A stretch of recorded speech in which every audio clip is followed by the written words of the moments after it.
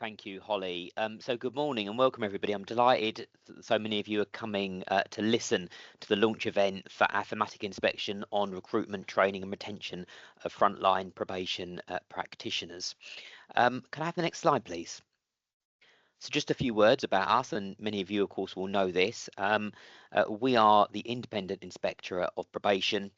We are there to ensure high quality probation and youth justice services that change people's lives for the better. And obviously we shine a light on the quality and impact of those services. And our independent inspections, reviews, research and effective practice provides authoritative evidence-based judgments and guidance. And we seek to use our voice to drive system change with a focus on inclusion and diversity, hoping to lead to better outcomes for individuals and communities.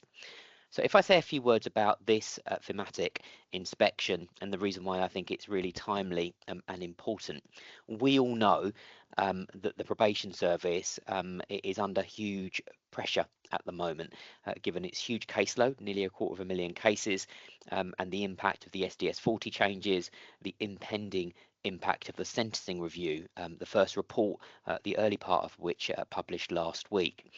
Now, we know from the evidence that good probation practice makes a huge difference in relation to reducing reoffending, keeping communities safe. But to do that, it needs to ensure that there is a match between the number of probation practitioners and the overall caseload.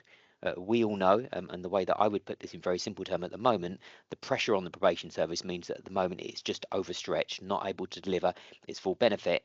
And in particular, what we've seen in recent years is a mismatch between the number of probation practitioners that need to be in place and the number that we actually have sitting there doing the work. There has been a huge amount of activity taking place to improve recruitment, but unfortunately what we've seen is problems with retention. So this thematic, which was led by the excellent Noreen, who will take you through, looked at what work has been undertaken in relation to recruitment, what impacts upon retention, but also the training to ensure that in the long term we have the probation practitioners that can make the difference that we would all want. So without further ado, I think I'm going to hand you over to Noreen now, that's going to take you through the findings and the background to our report. We should have hopefully a whole range of people inputting to this thematic, and then there should be plenty of time for Q&A as well. So over to you, Noreen, and can we have the next slide, please? Thanks. And you can go on one more, that's it. Perfect. Thank you. Hi, good morning, everyone. It's great to be here sharing our findings with you. So first of all, I'll just give you an overview of the methodology. So what we did to kind of get at this subject. So what we wanted to do in this inspection is understand the picture of recruitment, training and retention, specifically for probation service officers, probation officers, and those undertaking the PQIP programme, so the probation, the professional qualification in probation, and we focus primarily on sentence management roles. So that's not to say that we don't understand there are particular challenges in other parts of the service. So we know programme delivery, unpaid work, victim liaison officer roles, other staff grades, that many of the same issues appear, but we wanted to make sure that we did justice to the topic. So to allow us to deepen our focus within this inspection whilst keeping the scope manageable. So what we did then, before we started this inspection, is we put out a call for evidence from other organisations, because we wanted to understand how recruitment, training and retention was faring for similar organisations outside of the probation service. So we know there have been some fairly global changes to the way people want to work, to employment patterns, to how people manage their careers. So we put out a call to other organisations linked to other professions such as social work, nursing, policing, education and prisons. So we had some meetings and interviews and information from other organisations. We then set about our 6 weeks of field work. So during the first 5, we held about 150 focus groups attended by staff from all 12 probation regions. So we didn't just focus on a select number of regions. We looked at England and Wales. So we met about 554 randomly selected staff. Some of you on the call may have taken part in some of our focus groups. And we talked about their experiences in their roles. So you can see the groups that we held each week on the screen there. So each of our fieldwork weeks, we held groups inviting people that could represent those staff groups. In addition, we met with regional heads of corporate services who carry out quite a large amount of work with recruitment and retention. And we met with the universities who provide the academic element of the PQIP as well to gather their views. In addition to that, we held 30 interviews with people who had left the service. So we put out a call on social media for volunteers, and we had quite a large number of people respond, but we were able to speak to 30. So we talked to them about their experiences and why they'd left the service. So each of those were people who told us that they had left practitioner roles since 2021. We also did a staff survey, which asked about training, recruitment and retention, and we emailed that to just under 6,000 probation officers, newly qualified officers, PSOs and PQIPs, and we had about 1,200 responses, which was really good considering it went out at the same time as the HMPPS staff survey, I think. During fieldwork, we also were able to observe some learning and development events. So we were able to sit in on some training delivered by the national training teams and also some local induction events that were going on for new starters, which was really helpful. And then our final week of fieldwork, we held meetings with staff who hold national responsibility for the policy and strategy of recruitment, training and retention. So that allowed us to reflect back a bit of what we'd heard, but also kind of understand from a policy point of view what's going on. So if we move on to the next slide, Holly, please. Thank you. So firstly, I'll talk briefly about our findings around staffing and recruitment. So there's absolutely no doubt there's been really considerable efforts made to recruit staff at pace and scale since Probation unified in 2021. And at that point, it became clear how many shortfalls there were in staffing groups. So from the start of 2021 financial year to the end of the 2023-24 financial year, over 3,500 trainee probation officers had started their training. That's huge. And the work that goes on to advertise those roles, to administer the processes, to assess candidates and onboard them can't be underestimated. There's huge amounts of work going on there. But despite all of that focus and hard work, there still are staffing gaps, and we see that in our core inspections routinely.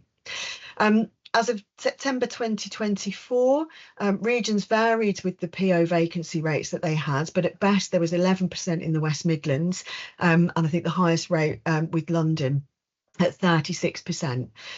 So in some regions, when we looked at it, the number of trainee probation officers is fairly close to the number of PO vacancies, or in some cases even above it. However, in others, there's still a shortfall. In part, some of that's down to necessary increases in the target staffing numbers that were recalculated last year to better reflect the work of the service. So that's a positive thing because it better reflects the work that goes on. But it has meant that the staffing numbers haven't reached the level that was perhaps anticipated. So some regions have a promising picture where the PO numbers plus the PQIPs are quite close to target staffing. However, that's probably an oversimplification of the situation. There are other important things that need to be taken into account. So published staffing data relates to overall vacancy rates, which includes all of the roles that probation officers are placed into. So that, of course, will include court teams, prisons, accredited programmes. Our inspection, we really wanted to focus on community sentence management functions. And data supplied by the probation service, unpublished data, but that shows that the vacancy rates in nearly all regions are proportionally higher for sentence management than when we look at the overall figures. So then again, when the data is adjusted further to take account non-effective times, that's things like workload adjustments that newly qualified officers have, long-term sickness, career breaks and other forms of long-term absence, the picture becomes even less positive, with some areas having more significant shortfalls in staffing. In the majority of regions, this is above 30%, and in the worst cases, it's far higher. In addition, our findings found that attrition rates among trainee probation officers and increased numbers of POs leaving their careers earlier than we perhaps might expect. For example, in the year to the 30th of September 2024, 151 probation officers who'd completed 4 or fewer years of service left, compared with 121 in the year to March 2023. We'll move on to the next slide, please. So looking specifically at PQIP recruitment, so for the professional qualification in probation, we were really pleased to find a range of qualification routes, including part-time options. The time it takes to qualify now depends on an individual's experience and their educational qualifications, and it can range from 15 to 27 months or 30 months if part-time. The diversification of entry pathways is definitely a positive development, and it has the potential to achieve a much more diverse workforce. Although our fieldwork suggests that the route that candidates are filtered into needs some perhaps more nuanced decision making to ensure that their experience is being properly considered. During our fieldwork, surveys and interviews, we found that some trainee probation officers lacked a clear understanding of the roles and processes that they were applying for. Some told us, for example, that they were not aware that there was a requirement for academic study or that there was a vocational qualification involved. Other learners, often those joining as a second career, told us that they carried out significant research on the role and they joined webinars and they had a much better understanding of the demands of the scheme. Common among learners who joined from external roles was a sense that the role was not what they'd expected. So many told us that they felt the advertising campaigns had focused on direct work with service users and didn't prepare them for other tasks that were, in their experience, the greater part of their work. Concerns emerging from our focus groups indicated that despite high numbers being achieved through recruitment, a proportion of those recently recruited already felt quite disillusioned with the role and were unsure as to how long they expected to remain within the service. High attrition rates from the programme, the trainee programme, or during early years of service, of course, mean that the probation service is investing significant resources in terms of training people, which becomes not cost effective if they lose soon after. Many operational staff, managers and leaders were concerned about the recruitment processes. They felt that it didn't adequately test candidates' suitability for probation work. And many told us that assessment centres used to be staffed by senior probation officers, practice tutor, assessors and other staff with operational knowledge. But now they're run by SSCL, and it wasn't really clear to them or to us what operational knowledge those assessing the candidates had, which equipped them to fully understand the demands of the roles that they were recruiting for. Holding online assessment centres is no doubt efficient in terms of reduced administration costs and travel expenses. However, some people expressed concerns about whether an online assessment was appropriate for assessing relational skills, so really testing how well those people would relate to the people on probation that they would be working with. Some people who were neurodivergent also told us that they found online events very hard to engage with and it didn't suit their needs particularly, and no alternative was offered to them. Despite there being a written test as part of the process, we heard numerous concerns from managers and practice tutor assessors that some trainees had quite poor written skills when they started their employment. They questioned whether the benchmark was set high enough to ensure that candidates were able to produce the standard of work that was required for formal reports, court reports, parole reports, that kind of thing. The most common concern was that trainees often lacked experience to equip them for their roles. So compared with the requirement of 6 months of direct experience working with vulnerable people for the comparable Step Up to Social Work graduate programme that recruits people into social work, the benchmark for probation officer training seems significantly less onerous. Feedback gathered from candidates and other staff about the process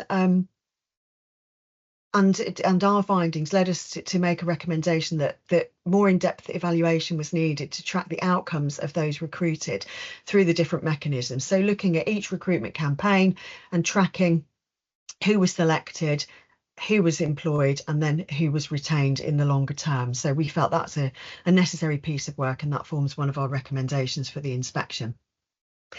In terms of internal staff working for the probation service already, they can join the PQIP programme via internal pathways or external campaigns. And throughout our fieldwork, we had numerous concerns about the options for existing PSOs. So firstly, some managers told us that staff that were currently employed, who were highly effective in their PSO roles and were supported by managers to applying for PQIP, were struggling to get beyond the application stage. In some cases, managers had helped them with application forms and they really didn't understand why these people weren't getting through. Little feedback was available often to understand why this was the case, and it led to some PSOs who'd applied multiple times becoming quite disillusioned with the process and potentially looking for roles outside of the service too. Conversely, then, managers also told us that they had experiences of some PSOs who they didn't think were suitable for the programme. In some cases, were on the verge of being put into formal performance measures, were getting through and onto the PQUIP programme, which was a surprise to them when they learnt that.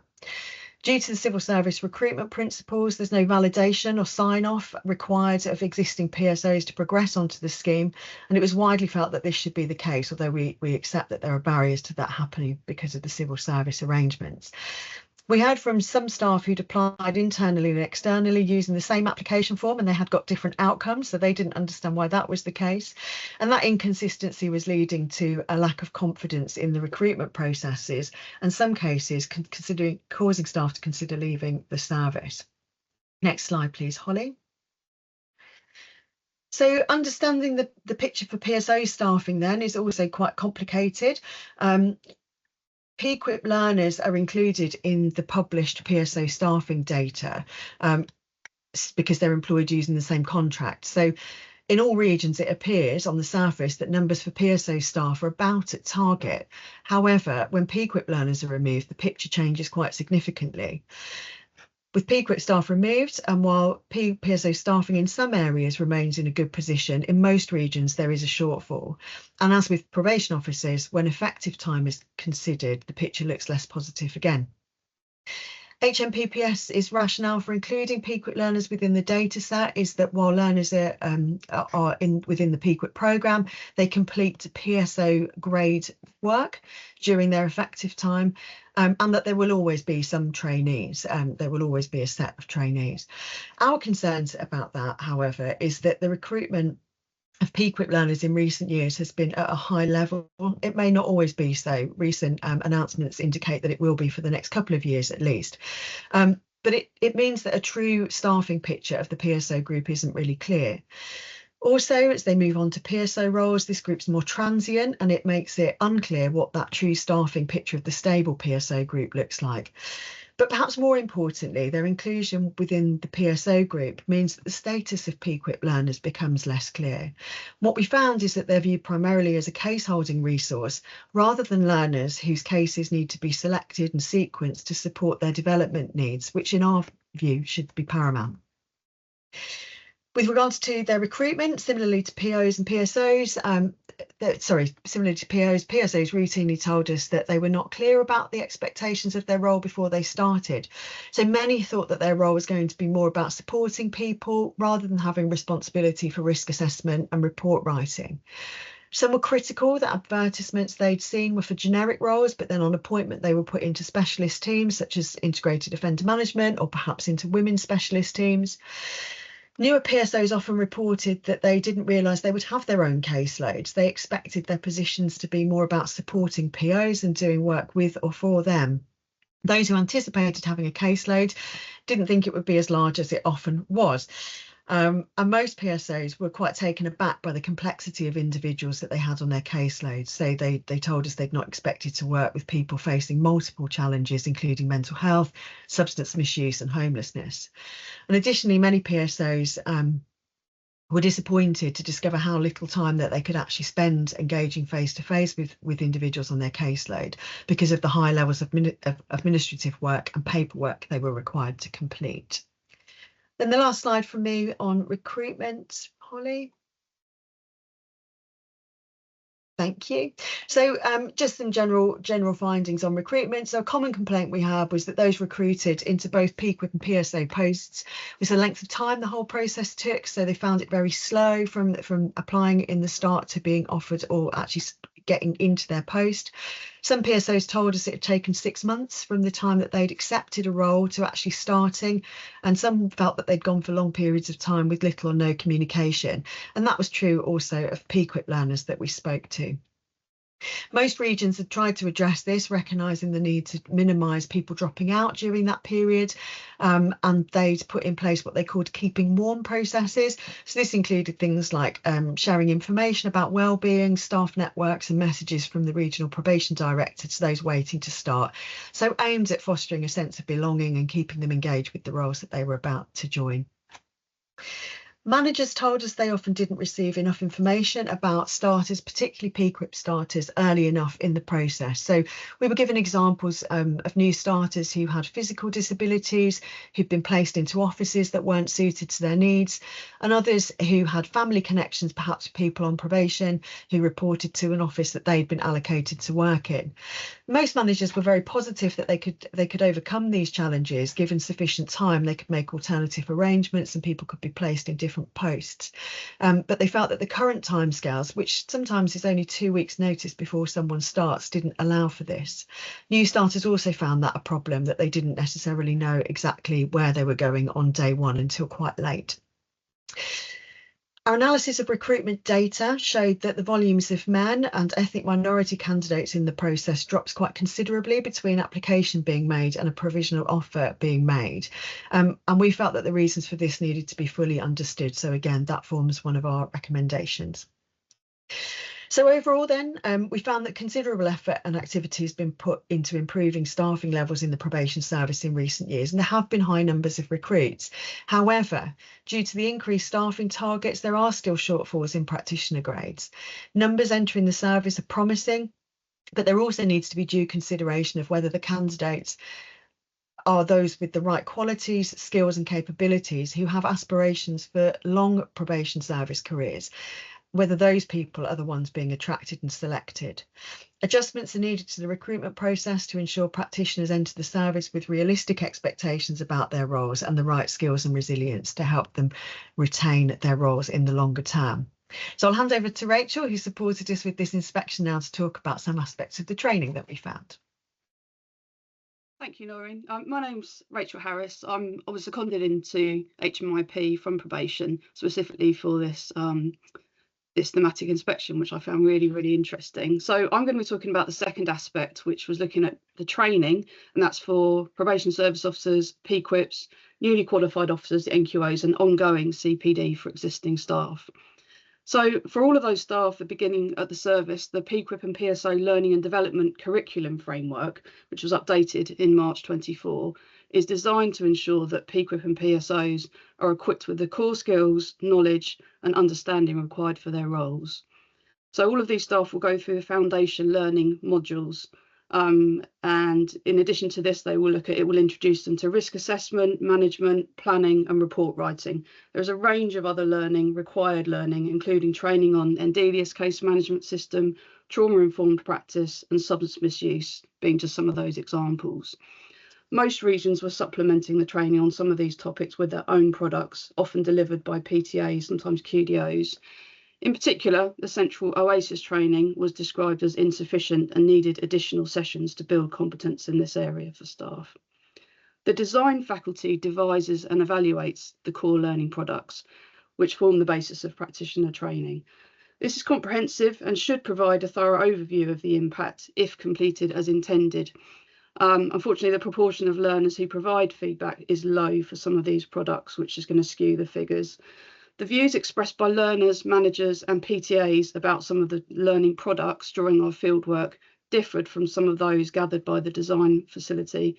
Again, some of the frequent complaints were about the quality of the OASIS training. However, the design faculty reported that the course had actually had positive responses about this. In terms of our own inspection findings during our fieldwork, inspectors were able to observe some of the national training for the FL modules. In our observations, facilitators set clear learning outcomes in the majority of events. Generally, inspectors found that the methods of delivery were suited to the materials, although some skills practice elements were not always delivered as intended. For example, it was difficult for trainers to monitor breakout groups, and they couldn't really tell what the discussions, if any, sometimes were that took place during those groups. The facilitators were observed were skilled in their delivery of training. Most were knowledgeable about their subject matter. On a few occasions, when facilitators described that they were not familiar with probation practice, which had the potential to undermine confidence in their delivery. So in terms of delivery of the training, so we got responses from our focus group attendees, our survey results and interviewees generally acknowledge that there is a place for e-learning and online delivery, but the balance has probably tipped too far towards these methods. The efficiencies of virtual learning were well understood. Many staff, especially those with caring responsibilities, were grateful for not having to travel to events. However, most people we also saw multiple drawbacks to virtual learning. While the guidance for training advises clearly that learners joining online events do so from a quiet, private working space where they'll not be distracted or disturbed, the reality of this has obviously not always been followed. Learners reported being distracted by emails, Teams messages, colleagues, cats and dogs demanding attention, that kind of thing. Some learners said that they struggled to find quiet spaces within their office or even at home, and therefore had to join in open plan offices, which we saw quite a bit of, which is far from ideal, obviously. Many we spoke to said that they rarely engaged as thoroughly with online learning as they would in a classroom setting. Those attending online training said that the facilitators, while often asking people to keep their camera on, this was not always followed, and we noticed this as part of our observations of training. Some attendees were not visible and gave little indication that they were engaged in the materials at all. The virtual breakout rooms, as we said before, often used to allow participants to practice skills, but our fieldwork and observations said that this rarely went as intended. The next slide, please, Holly. Thank you. So looking specifically at the PQUIP programme, so as many of you will know, the PQUIP programme combines academic learning via a degree with a level 5 vocational qualification, which consists of 6 mandatory units. Candidates must demonstrate their competency in working with individuals on probation, multi-agency collaboration and formal report preparation. The diploma was adapted in 2023.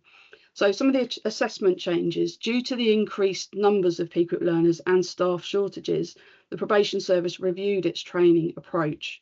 Following a serious further offence review, restrictions were placed on case allocations for PSOs and for PQUIPs until they received relevant training, which is initially sort of about 3 months, but seems to have reduced down depending on when that training can take place, which is obviously delaying hands-on experience and shifting the assessment period for VQ to the final 9 months of the programme for all pathways. While concerns were raised about the shorter assessment period, it was generally found to be sufficient, although some candidates required a more tailored programme duration. PTAs were initially involved at the assessment stage, but are now being assigned earlier, which has been very positively received from learners.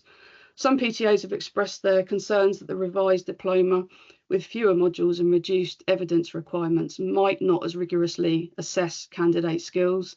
There was also inconsistency in PTA understanding of whether competence needed to be demonstrated multiple times. Other aspect being university. So probation has the PQUIP programme delivered by 4 higher education institutes, HEIs, under 3-year contracts. Each establishment designs its own course to meet the required learning outcomes. Much of this content is delivered online, though most HEIs express that they would prefer more face-to-face learning, but it's to do with their financial limitations of contracts that is not allowing them to do this. Delivery methods vary between live sessions, self-paced learning with additional seminars for consolidation of learning. A major concern for HEIs was that operational managers did not sufficiently prioritise the academic component of PQUIP, often expecting learners to catch up on recorded sessions in their own time rather than attend live sessions as suggested.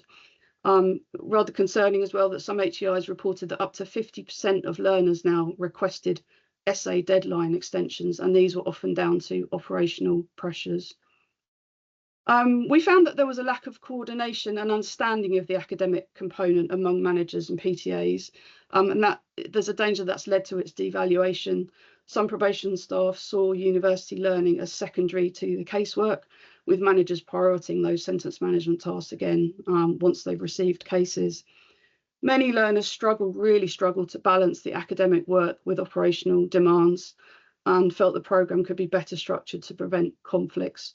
Some also reported inconsistencies between academic teaching and real-world practice, such as examples towards breach procedures. Okay, so who manages the PQIPs? The line management arrangements for PQIP learners vary across the country.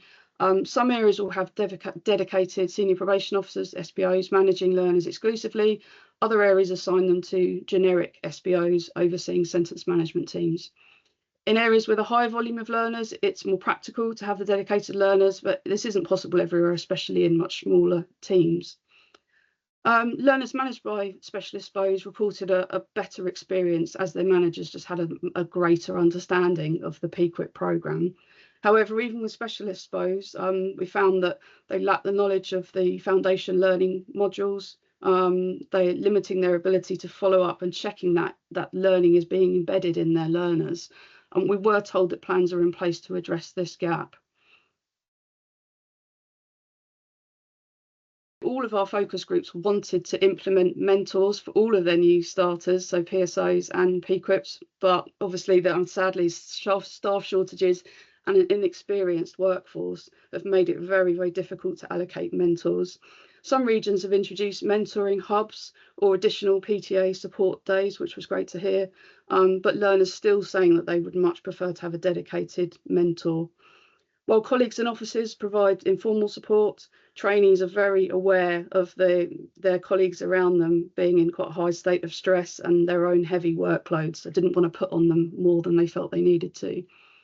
And this also links into the difficulties around co-working arrangements. Many of you will know that PQIP learners are expected to co-work cases with experienced probation officers to gain that exposure to high-risk offenders.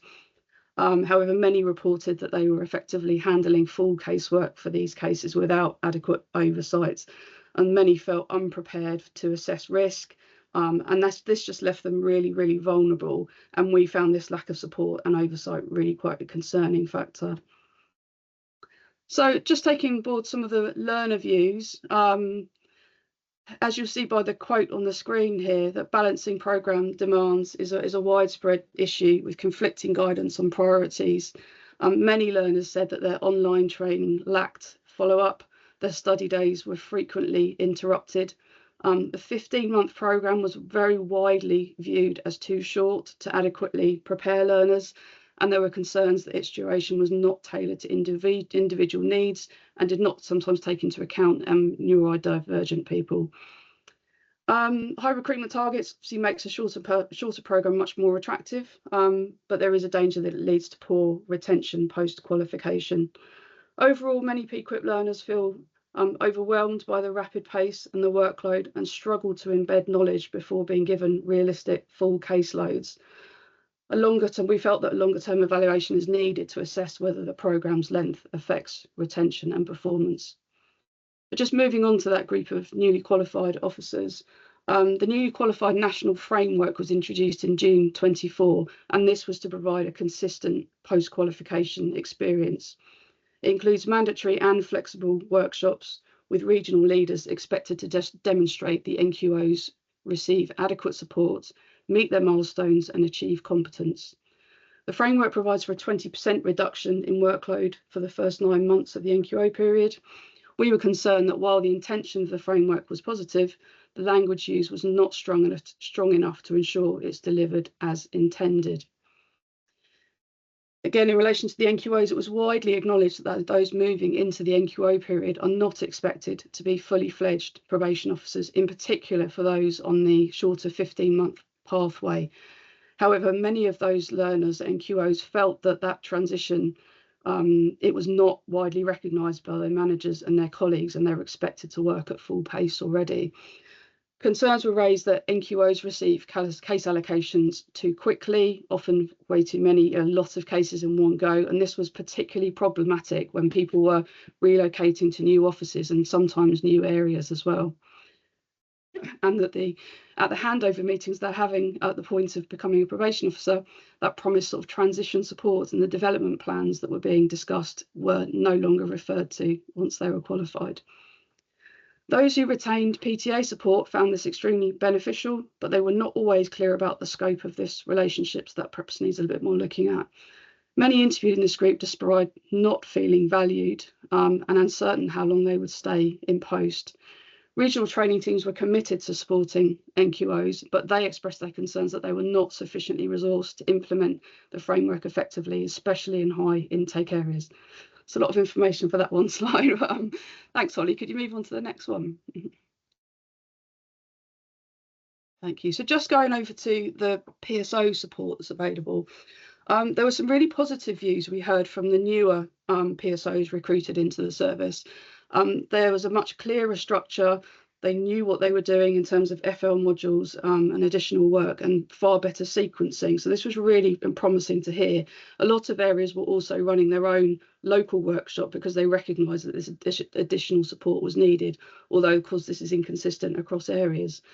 Those who had been enrolled for a longer period sadly often described quite a poor experience of training. They told us that there was no clear programme to them to follow. They often felt they were expected to start working with people on probation with very little direction or guidance. All PSOs should be offered the opportunity to complete a VQ at level 3 within 12 months of starting enrol. General feedback was some who completed this found it useful to consolidate their learning and give them more confidence by being observed and getting feedback about practice.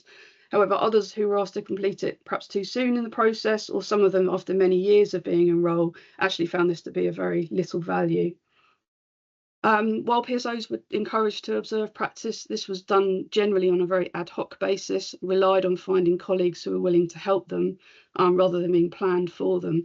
Many newer staff reported finding this quite a daunting experience and wished that there was a bit more structure to this process. One of the strong themes that came from PSOs and PQIPs was a lack of follow-up to training.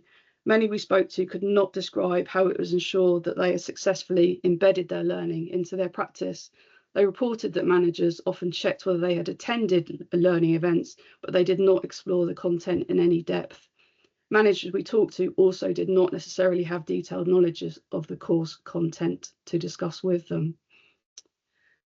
So last part, we also interviewed groups of long-standing PSOs and POs about their ongoing development. The framework for CPD, which was introduced in 2022, outlines learning expectations for probation staff with the resources available via the My Learning platform.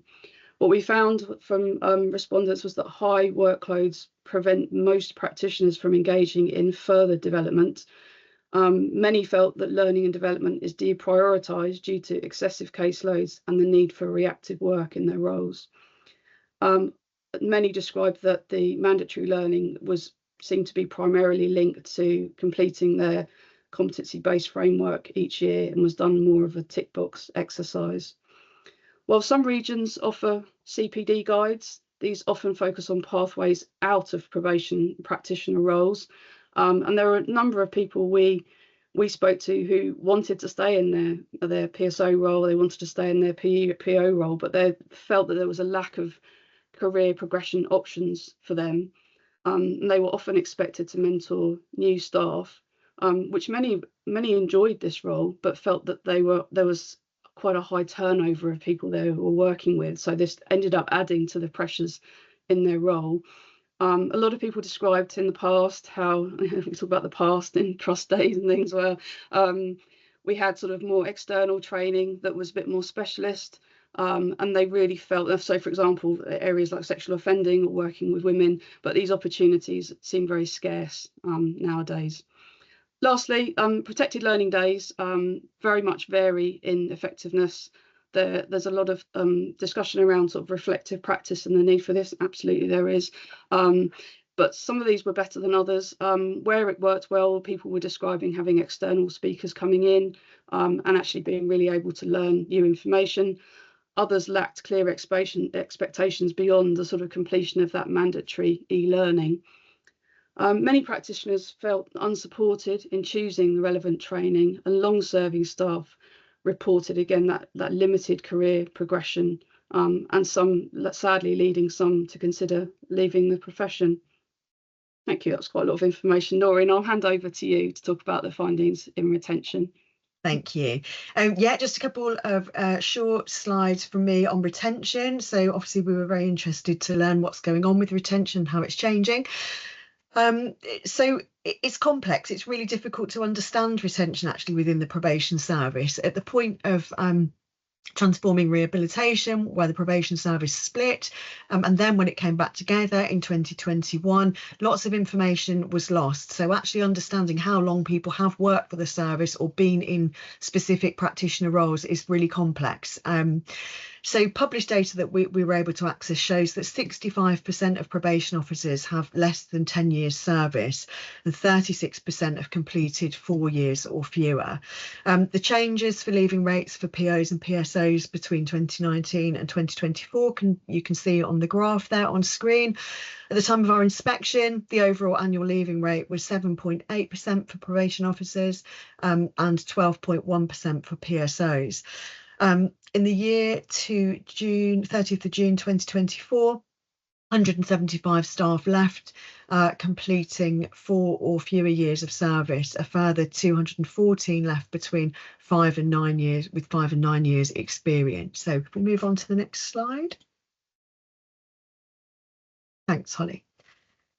So the probation service completes its own analysis of why people leave, of course. So reports that the primary drivers for people leaving in 23-24 were health and wellbeing, leadership, retirement, and the roles and responsibilities and ways of working. Those themes fitted broadly with what we found during our leaver interviews and the staff survey we completed, although we found that disillusionment with the nature of the work compared with what they'd expected their role to be, was also a strong theme that we perhaps heard more strongly than came through in the HMPPS information. From our staff survey, the strongest messages from frontline staff were that workloads and caseloads are excessive, that practitioners are feeling stressed, that they strongly believe the pay offer undervalues their skills and challenges of the roles, and that although they felt pride in their role in supporting people to change, the current strains of the service undermined the probation mission and values, so undermined their ability to do the work in the way that they would like to. In our leaver interviews, former staff often described they joined the probation service hoping that their work would make a meaningful difference to people on probation, to support them in desisting from crime. These staff often felt their expectations were not met within the role, and there was more of a focus on achieving performance targets than on providing the practical help to the individuals that they worked with. Some expressed that they felt there was a disconnect between the values they held and that of the organisation. There was a dissonance whereby staff were expected to support and care for others, but they didn't feel they were receiving that same treatment from their own employer. Managers often reported feeling very frustrated that there was little they could do or little they could offer to staff who were considering leaving the service to change their minds or improve their working conditions. As part of this inspection, we wanted to explore pay rates for other roles that can be compared with probation work.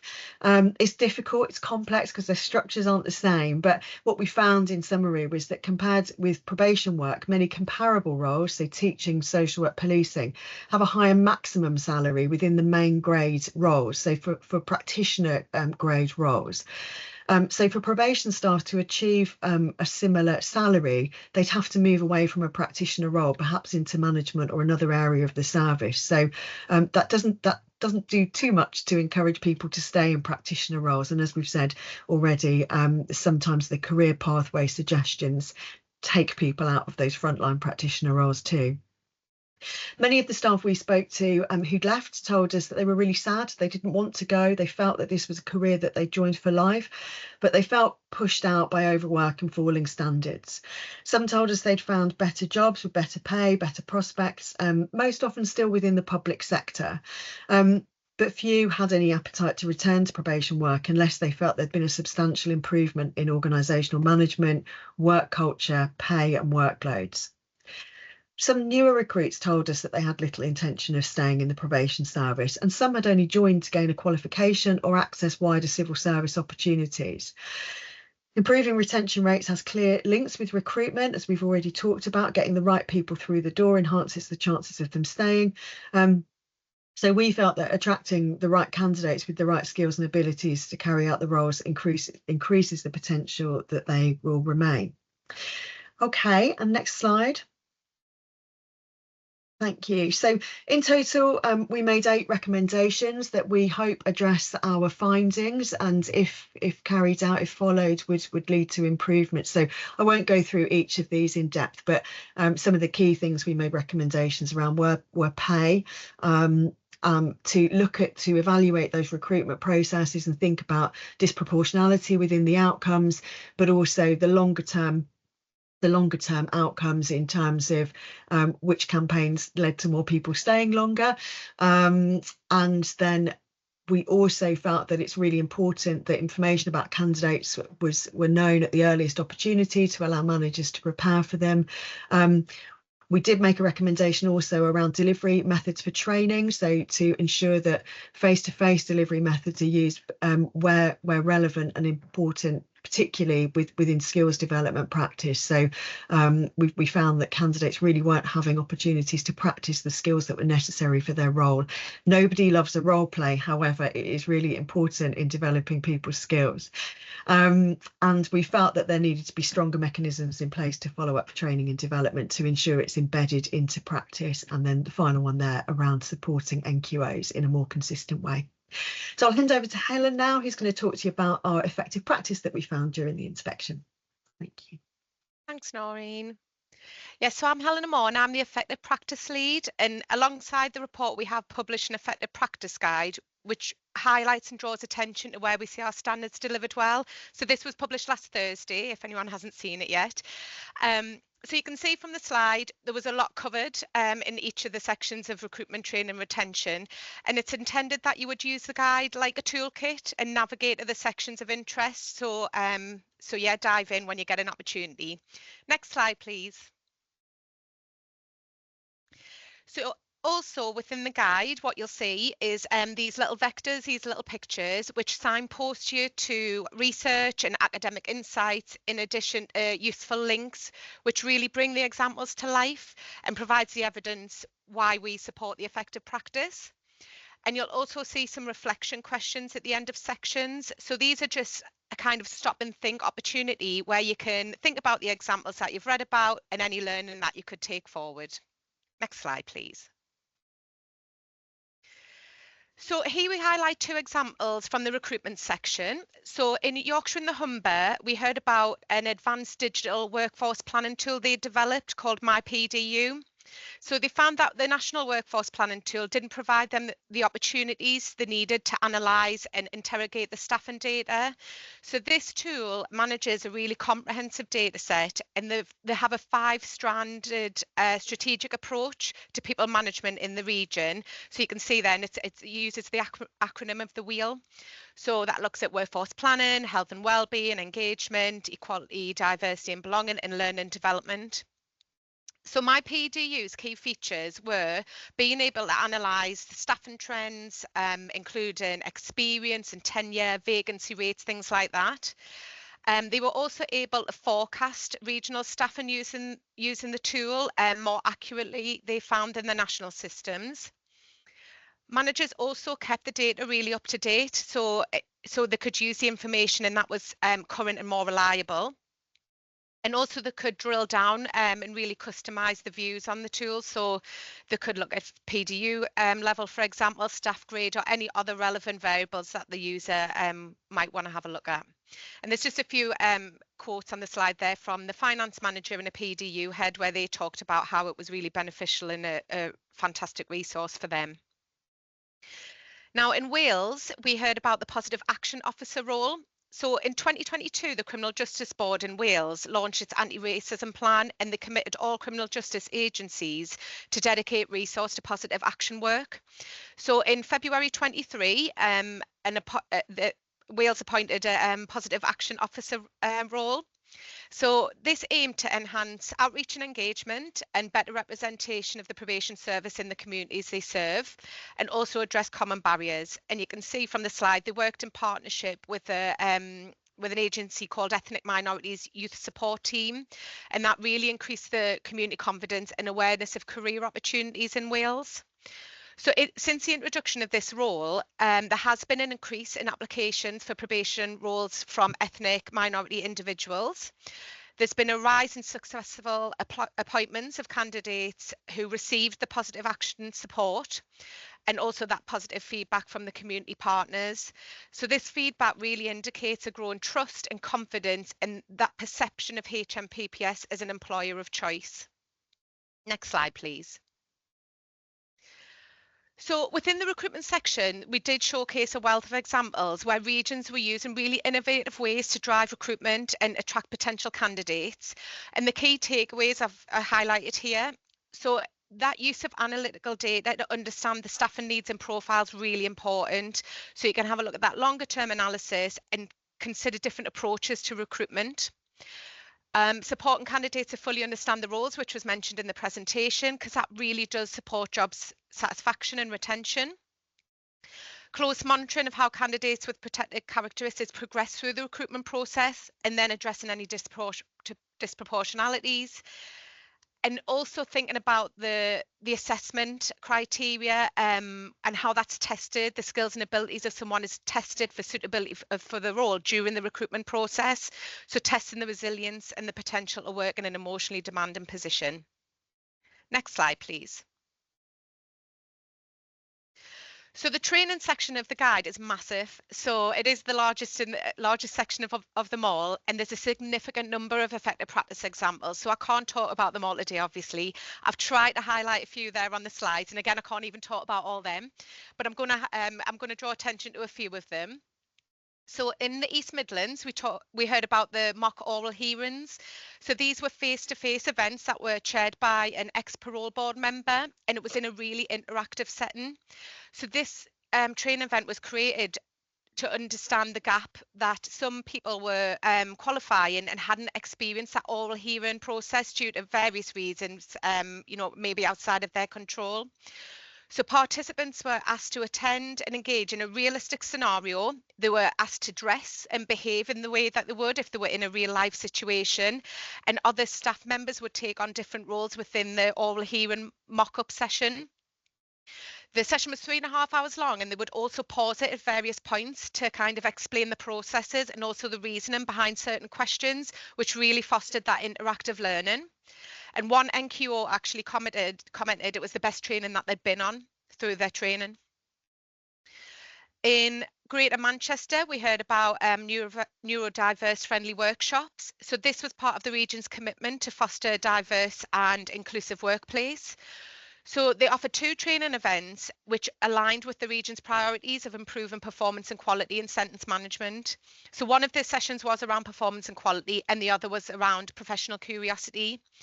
And they used surveys and feedback from individuals prior to developing the programme to kind of understand how best to deliver it. So things like sessions being adapted, including smaller group sessions, materials were sent in advance, and hourly breaks was part of the format. So participants who attended talked about how it felt like a more relaxed atmosphere, it felt more inclusive, and a real safe space to aid learning. In Greater Manchester also, we heard about learning development log pilots, and these were used to track training attendance, but also that application of learning into the workplace. So they used the tool to audit and evaluate the impact of learning development activities, but they also used it to identify where the training was not being implemented and to put in additional support for individuals, such as kind of one-to-one QDO intervention. And the logs also encouraged staff to reflect on their own strengths and their areas of development and how they were going to enhance their learning post-training event. We also heard about a lot of examples of protected development time, which has been mentioned in the slides already. And again, you can read all sorts of different ways regions are implementing them to make them so useful and meaningful for staff. One particular example here is from the Northeast, where we were told about performance and quality days for each intake of PQIP and newly appointed PSOs. So these were full day training events, and they were led by the Learning Development team. And they introduced the staff to the P&Q teams and their roles, so they knew who they were. They outlined key processes, and they emphasised the importance of audit and feedback. And then the second part of the day, they focused on deaths under supervision and SFOs. So comments from the people that had attended were around how this really raised the awareness of local tracking features, audit tools and their knowledge of SFOs, but also there were comments made about how it allayed fears and that trepidation around the SFO process. Next slide, please.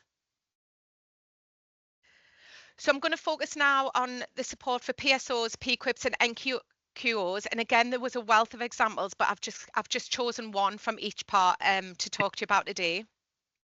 So in South Central region, they looked at their data and they identified that many newly recruited PSOs left the probation service within their first year of appointment due to feeling unsupported or inconsistent experiences or being unclear around expectations.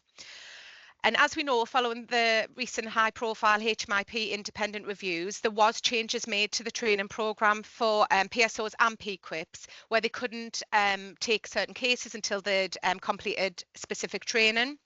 But in addition to that, in South Central, they also implemented a pre-VQ support model, which introduced a PTA to every PSO who worked in courts and sentence management teams from the commencement of their employment. So within that model, initial learning agreements are take place within 15 working days, with reviews held at 3 and 6 month points. At months 1 to 3, there's a focus on training and settling in the role. And then from months 3 to 6, there are practice observations and developmental feedback provided. And from month 6, the PTA will consider readiness and assess readiness for VQ3, with the average readiness time being around 7 to 7.5 months. So that model was really effective in keeping PSOs on track with all of the learning, but also swift action can be taken if there's any issues. Now, in London, the Academy was introduced, again, in response to previous PQIP learners' feedback that once they'd completed their first 6 months of training, and in the period where they weren't attending university, there was a bit of a lull where they were in the offices, but they weren't around experienced staff to get any shadowing experience or gain support, and they felt they were kind of left to their own devices. So the Academy model is that where they then attend 3-month placements in prison and a 3-month placement in court in that kind of middle period. Now, the initiative started in late 2022, and it's been through an iterative process since then, based on feedback from learners. So, for example, there's additional workshops now integrated into the PQIP programme, and the placements have been shortened to 10 weeks rather than 12 weeks, which was the original model. So the Academy is under evaluation to determine its effectiveness, but despite initial concerns about people moving out of sentence management for a little while and out of their comfort zones, the anecdotal evidence has been really positive, and that learners have really valued that experience in other parts of the organisation. Now, in the West Midlands region, we heard about PTAs being involved with NQOs post qualification for a period of 6 months. So this stemmed from work completed by the National Probation Learning Managers and the Learning Leads, where they surveyed NQOs to establish what they needed post-qualification.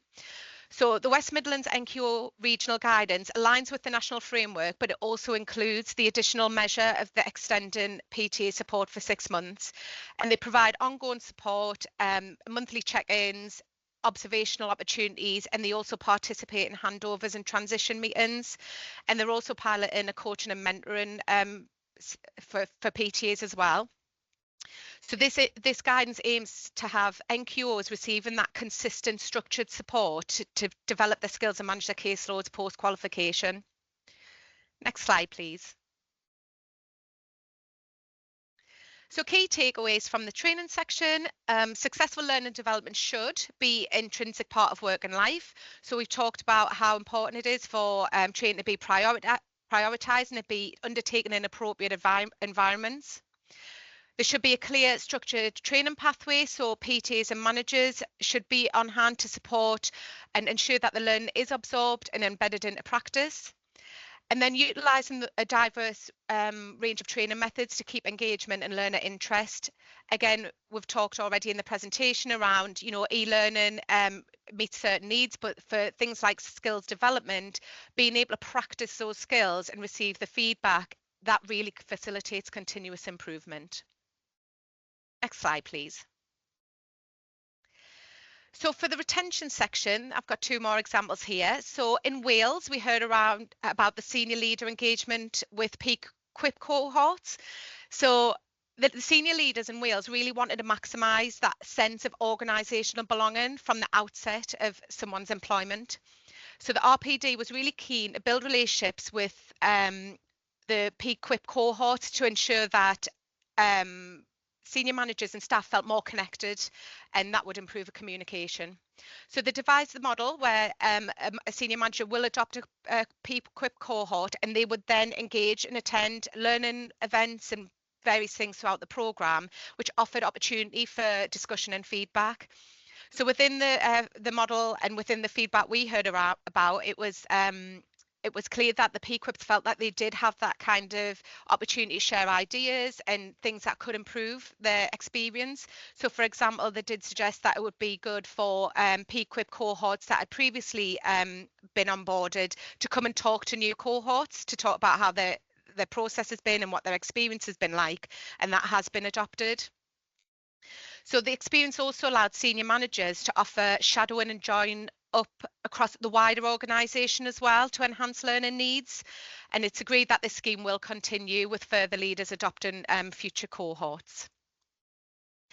And then the final example is from the North East. So we heard that in North Tyneside and Northumberland PDU, they decided to use their annual reward and recognition budget in a different way. So with the ethos of celebrating work of the PDU in a meaningful way, they asked staff to nominate colleagues within those five probation award categories that are on the slide. They also tried to align this with the Engaging People on Probation Service User Awards. So they again asked staff to consider any people on probation that they felt had really made progress in their lives. And they had 3 inspiration awards that staff could nominate against.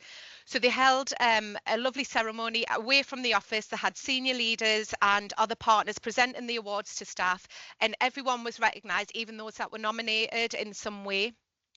So this was a really effective example of how doing something different with an established process can really ignite passion and motivation in individuals and teams. And that invest in innovative ways of showing appreciation for employees is really essential in maintaining engagement and retention in the workforce. Next slide, please. So finally, just the key takeaways from that section. Retention in the workforce requires that positive recruitment process, people understanding the roles that they're applying for and ensuring that they're adopted within the culture and the values of the service. Staff feeling valued by senior leaders, and we've just shared a great example there, which will make them feel more likely to stay, and that even when the work's really demanding. Investing in encouraging staff development, so motivating practitioners to feel engaged in their role and have that sense of job satisfaction. And then finally, the reward and recognition can take any form. So that was a really lovely example from the North East, but also thank you cards or any way of recognising staff is really valued by people and does support retention. So again, I've talked a lot there, and I could have talked all day long. The Effective Practice Guide, it's got a lot of examples in there, but for now, I would encourage you to have a look at it, and I'll hand you back to Martin. Thank you. Thank you, Helen, and thank you to everybody for their sort of presentations today. I think it's given us a real overview of the findings of the inspection, and I do highly recommend people to have a look at the Effective Practice Guide. They provide some real nuggets of things that make a difference on the front line as part of that. So thank you very much, everybody. Now, I think we've had a flurry of questions in the Q&A thing, and Holly, I think you're as our host, you want to sort of take us through those and maybe read out the questions, and then we'll between the team, we'll have a go at answering those questions. Yeah. So the first question we got was from Alex Clark, and they asked, hi, is there a planned follow-up from this report to consider the impact of any changes made on the basis of the recommendations? Great question. So maybe if I have a crack at this, and I'll ask Noreen to then come in and bend my answer as she needs to. I think it's really important, actually. I mean, we all know that the inevitable outcome of the sentencing review was there will be some rebalancing between prisons and the community, and for that to succeed we have to ensure that there is a stable and improving position on probation staffing. So that's the reason why we did this piece of work. I think it turned out to be even more timely than we'd originally thought, but also that we need to hold the organisation to account for the actions they take in response to our report, which has been a really thoughtful piece of work, driven by the views of a huge number of probation staff who've given us their opinions on that. If I just sort of talk you through a bit of the process. So once we publish our report, HMPPS will look at that, consider their response to their recommendations, but that's not the end of the journey for us. We will hold a meeting with HMPPS to consider their response, and we'll have follow-up activity to ensure that the appropriate action is taken. And of course, as the Chief Inspector of Probation, I will be keeping a very close eye on this, because I see this as a key part of what needs to happen to ensure the probation service is able to make the difference that we would all want. Noreen, do you want to come in and add any further observations as my lead inspector on this? Yeah, no, really helpful. I think fair to say that 12-month post the initial action plan, there's an update as well, so we get to see what progress HMPPS or whoever we've made the recommendations to believe they've made in it. And I think we're just starting also to do some work on a previous inspection to look at whether those activities that are set against the recommendations actually achieve the overall spirit of the recommendation. So I think we'll probably be doing more of that in the future. But of course, we also feed into our core inspection programme and to other thematics. So we kind of keep the pressure on in a range of ways to understand whether there has been an impact of what we do, and kind of keep reminding people of the recommendations we made through those channels. And Rachel, do you want to add anything, given your unique perspective, having helped us on this inspection? To be honest, no. Thank you, Martin. Not on this one, maybe. Not on this one, perhaps. Thank you. No worries. Thank you. Holly, do you want to take us to the next question? Yeah, I will. I'll just remind everyone who's attending that you can pop your hand up and we can get to you if you want to ask your question in person. So the next question that we've got is from Dean Thomas, and they have asked, considering that HMPPS have responded to the recommendations and have effectively said that point one regarding pay is only partly agreed due to the constraints present by the civil service pay remit guidance, does HM Inspector of Probation have any confidence that this recommendation could be implemented in any meaningful capacity? Gosh, what a tricky question to throw at us on a Monday morning. I think it's really vitally important, and we deliberately made that recommendation on the basis that we didn't think we should sort of duck and dive from one of the central questions. Now, one of the really clear findings from this inspection was that pay was just one of the issues that affects retention of staff, but it is one of the factors that plays in. And I guess my view, and the reason why you have an independent chief inspector, is that you can make these recommendations and point the finger at government to look at this. And if, you know, the Lord Chancellor gave a speech on probation recently in which he correctly, I think, called out the vital role that probation play and need to play if we're going to reduce reoffending, reduce future crime, keep victims safe. Well, we need to ensure that we appropriately remunerate people as part of this. Now, of course, you know, I would say, you know, that the value of a qualified probation officer making a difference, you know, is invaluable. You know, if we'd had another 500 probation officers back in the summer as part of SDS 40, that would have been manna from heaven, wouldn't it? But I do think it's important that we keep a focus on this, and certainly as Chief Inspector, if we do not see improvements in recruitment and retention of probation officers, I'll be highlighting that, because you can't ask the probation service to do a huge amount of work with a hugely complex caseload if you're not going to have the appropriate arrangements in place to ensure that you retain people.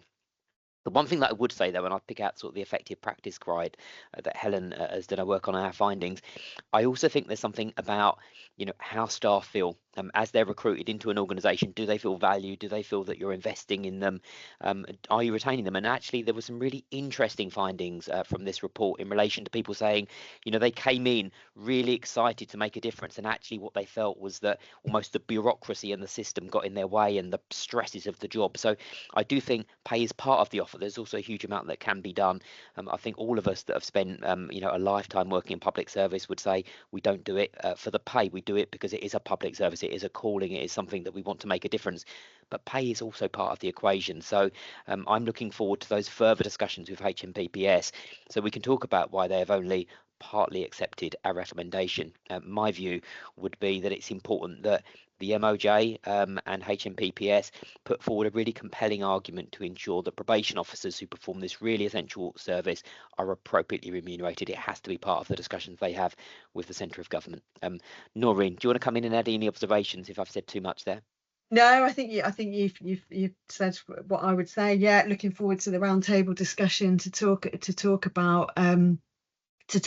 And I think it's interesting looking at cross civil service grades, because pay in the Ministry of Justice isn't equal to the Ministry of Defence, for example. So I don't profess to understand the workings of how pay is worked out, but we didn't want to shy away from making that recommendation, and looking forward to further discussions about why that's been partially accepted rather than fully, and what progress can be made against it.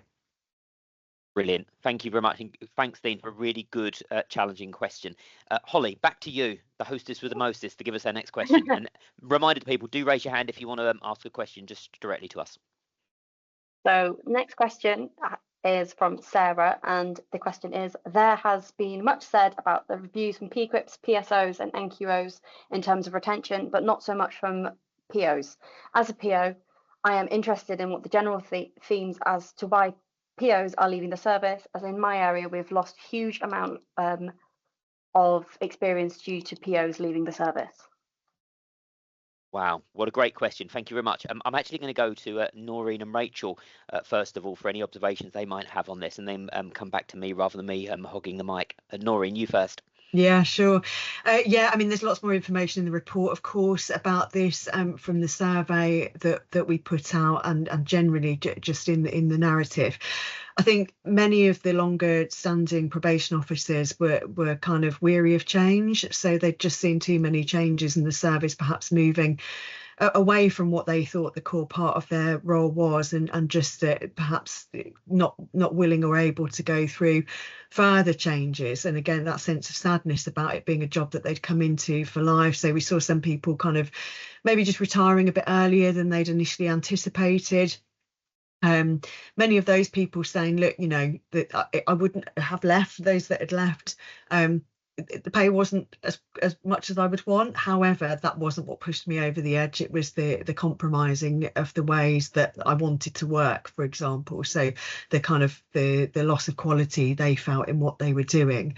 Lots kind of seeing what they felt was a devaluing of the core parts of their role. So the kind of loss of face-to-face time with people on probation, and more focus on the kind of bureaucracy and the administrative sides of the role, and just feeling a sense of not really feeling that the service was embracing the values that they would hope that they would be encouraged to use as a probation officer, or a longer standing probation service officer too. So yeah, absolutely recognise we spoke to lots of people that had left who were really sad, and I think part of the reason they were happy to talk to us is they wanted to express some of this stuff, that, you know, this was a job that they'd loved and that they felt really invested in, but were almost being felt that they were compromising their own values by continuing to do it in the way that they were being asked to work. And lots of that being down to the kind of workloads and changes in working practices. So yes, absolutely, we were interested in their views, hence we wanted to speak to leavers, and hence we held particular focus groups for probation officers that had been in post over 5 years, because we knew that the issues that we were going to talk to them about would be very different themes and issues from that which newly recruited staff would want to talk to us about. So yeah, other things, I suppose, CPD, a lack of that ability to kind of progress but stay within a practitioner role, but become a specialist, or just deepen their knowledge and experience.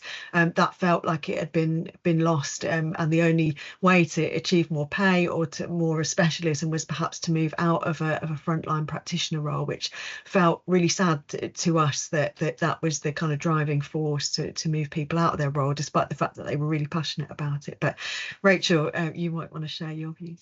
Yeah, thanks both of you. Very similar to what you're saying. The leaver interviews were really interesting, Noreen, and actually I came out of quite a few of those feeling really quite sad. The people we interviewed were so passionate about the job, and many of those people hadn't wanted to leave.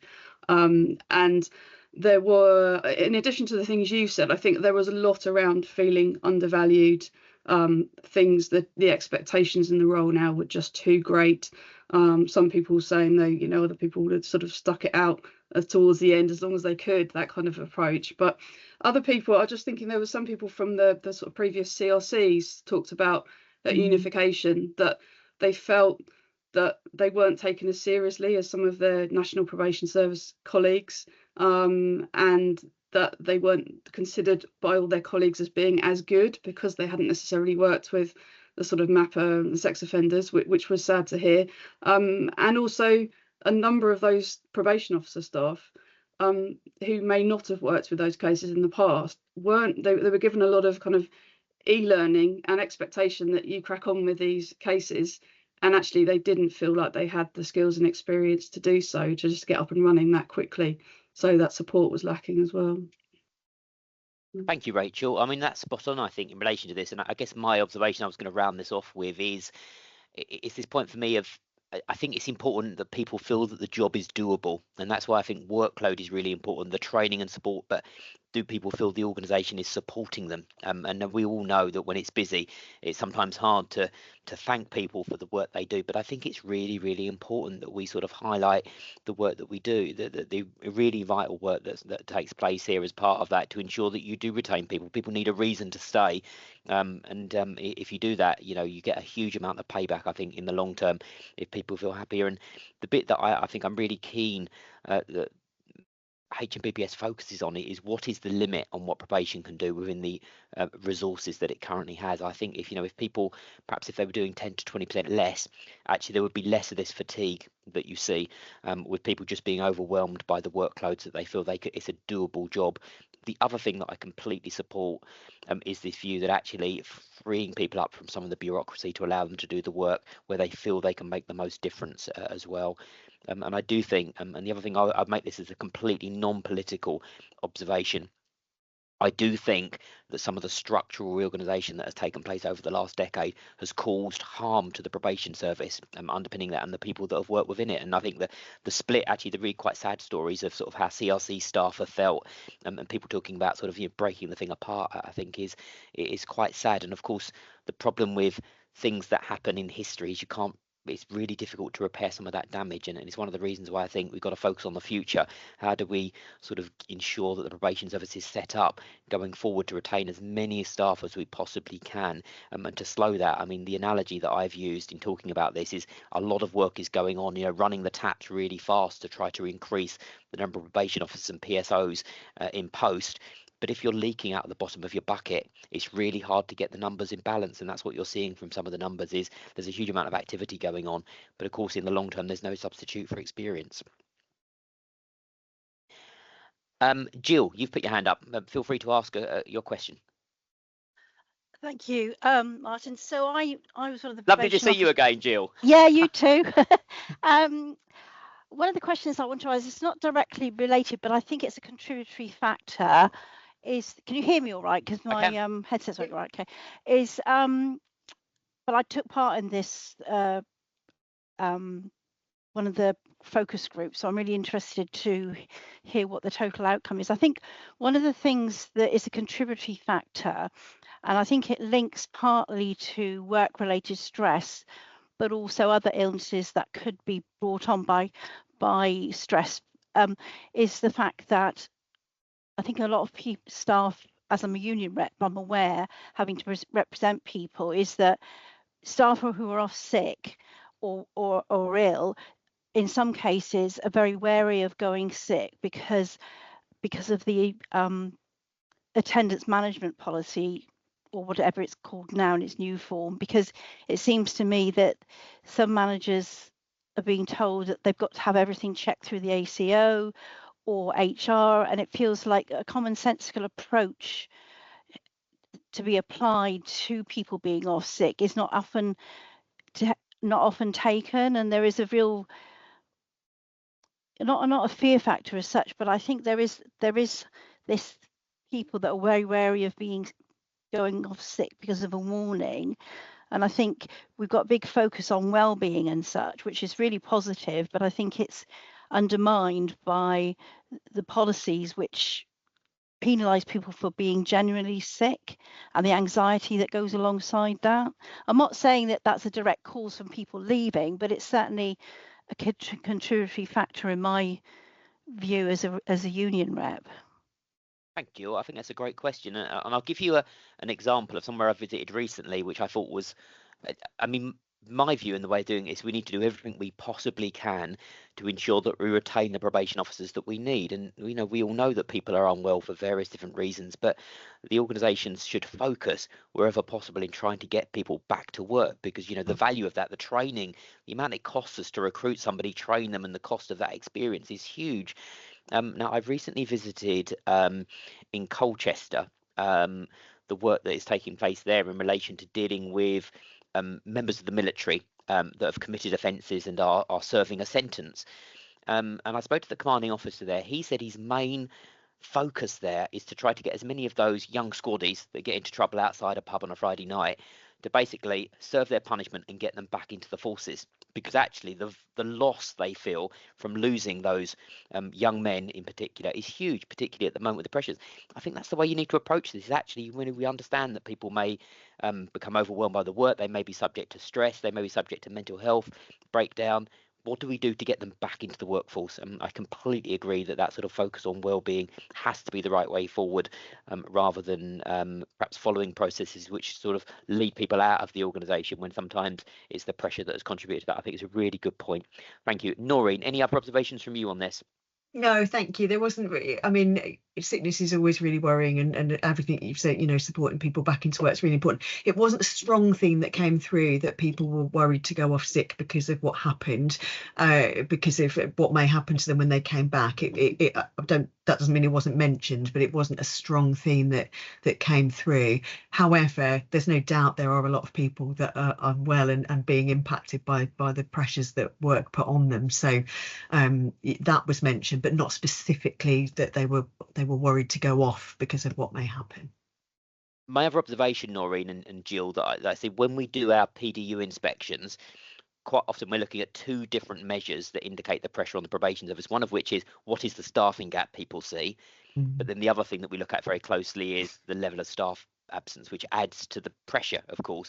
And then, of course, the other problem that you get, of course, is that if you're already 20 to 30% down on the number of probation officers and you've got another 10% of staff off sick, it's actually increasing the pressures on the rest of the team. So it almost sort of catalysts around this. I think it's a really difficult problem. Rachel.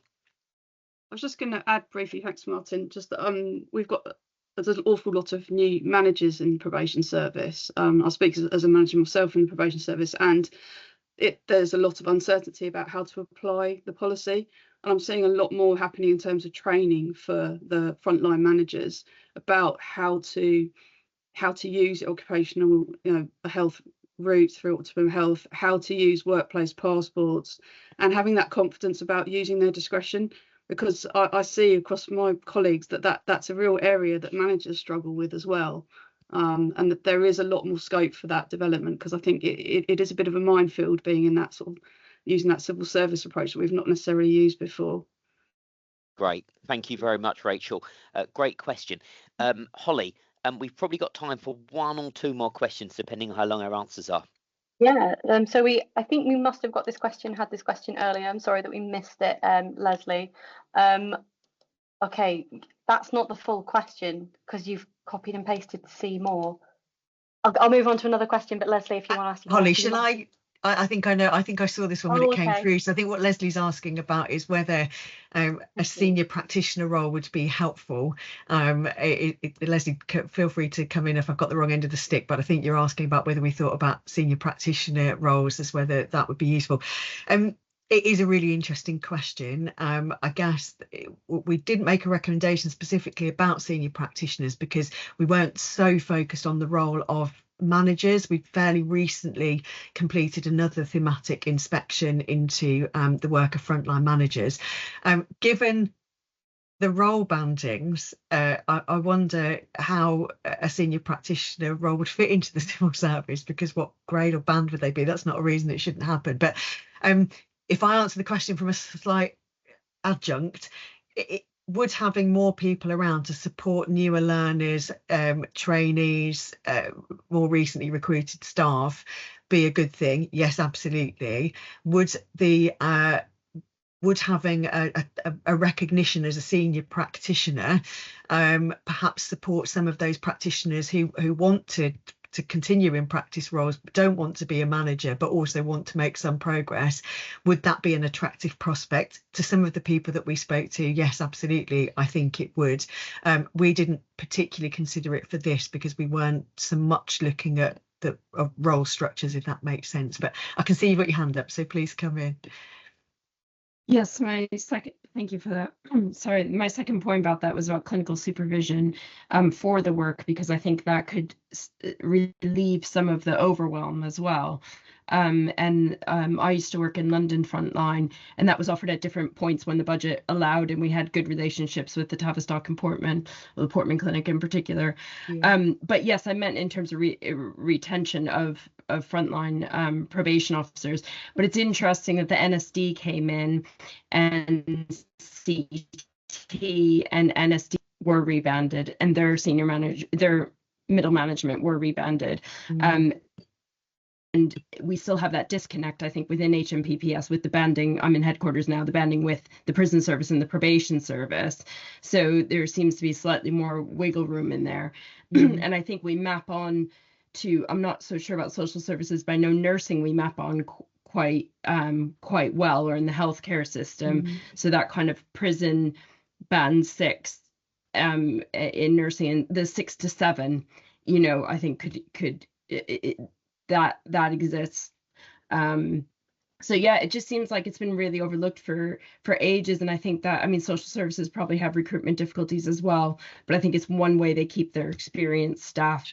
And you now have the few probation officers that you do have that are long-term are often being managed by SPOs and heads of service that perhaps have less experience in them. And that's quite demoralizing as well, because when you look to kind of who did the frontline look to for experience and improving their practice as well. Really interesting point. Thanks, Leslie. Sorry, Holly.